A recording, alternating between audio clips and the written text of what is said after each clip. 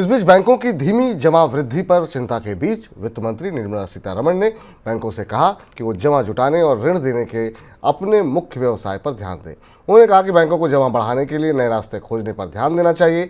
RBI के ताजा के आंकड़ों के मुताबिक सालाना आधार पर 28 जून तक बैंक जमा की वृद्धि दर 11.1% रही, जो कि ऋण वृद्धि के 17.4% से काफ़ी पीछे है।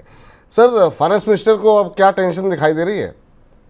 फिनांस मिनिस्टर को और कुछ स्पष्ट रूप से कहना चाहिए था। ये तो एक किस्म की विशफुल थिंकिंग या सुझाव था, क्योंकि सारी वास्तविकताएं तो वित्त मंत्री की मेज पर रखी हुई हैं। आरबीआई की तरफ से वो सारी जानकारियां सार्वजनिक भी हैं, पब्लिक को भी पता है कि भारतीय बैंकों का क्रेडिट डिपॉजिट रेशियो कितनी बुरी तरह बिगड़ चुका है। 17% की credit growth rate, deposit growth rate 11% की। एचडीएफसी जैसे बैंकों को की स्थिति ये है कि उनका उनका क्रेडिट और डिपॉजिट रेशियो इतनी बुरी तरह बिगड़ चुका है कि उनको अपने लोन घटाने पड़ रहे हैं और बेचना पड़ रहा है।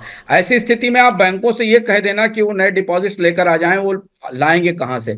उम्मीद ये थी कि इस बार बजट में सरकार बैंक डिपॉजिट्स को प्रोत्साहित करने के लिए इनकम टैक्स में थोड़ी रियायतें देगी, जैसा बैंक्स मांग रहे थे कि अगर लंबे समय की एफडी बैंकों में की जाए तो उसे थोड़ा इनकम टैक्स में बेहतर प्रोत्साहन मिलेगा। पर वैसा कुछ दिखाई नहीं दिया। तो बैंकों के पास डिपॉजिट्स जुटाने की चुनौती बड़ी है।